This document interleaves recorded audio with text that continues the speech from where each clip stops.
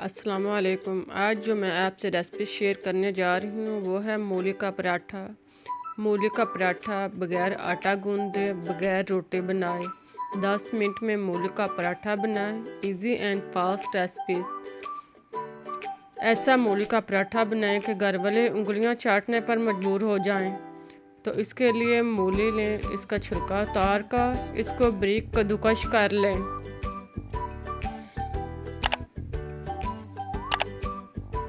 मूली को बारीक कद्दूकस करने के बाद अब दो कप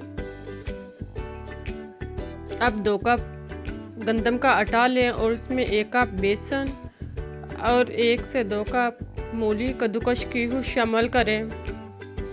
1-2 बारीक कटा हुआ प्याज शामिल करें। हरा धनिया आधा कप बारीक कटा हुआ डालें। हरी मिर्च 3 से 4 अदद बारीक कटी हुई शामिल करें और साथ ही सुरख मिर्च दानेदार 1 चम्मच डालें। नमक दानेदार हस्बे ज़ायक़ा शामिल करें। हल्दी पाउडर 1/2 चम्मच शामिल करें। सुरख मिर्च पाउडर 2 चम्मच शामिल करें। ब्लैक मिर्च पाउडर 1/2 चम्मच। खुश्क धनिया पाउडर 1/2 चम्मच।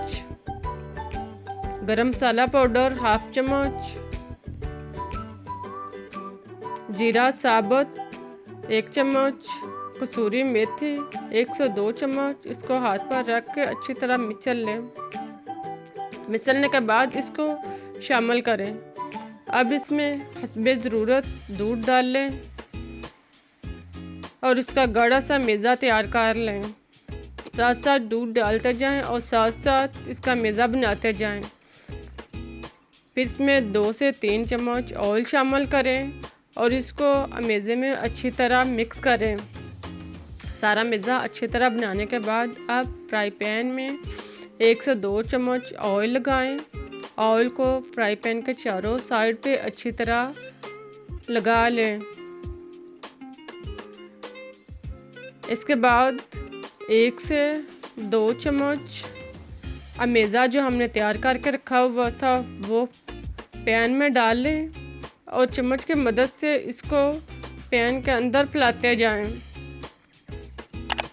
इसको गोल चपाटी की शक्ल में अच्छी तरह फैला लें और चम्मच के साथ इसकी सतह हमवार कर लें।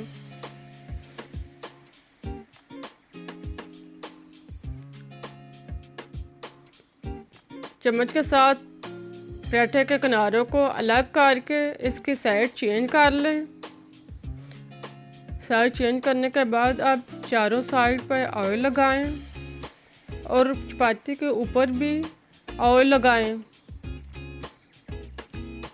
ऑयल में अच्छी तरह पराठा फ्राई करने के बाद साथ साथ ऑयल लगाते जाएं और साथ साथ पराठा बनाते जाएं। जब दोनों साइड से पराठा तैयार हो जाए तो इसको निकाल लें। मक्खन रख के लुकमा इसमें डुबोकर मज़े से खाएं।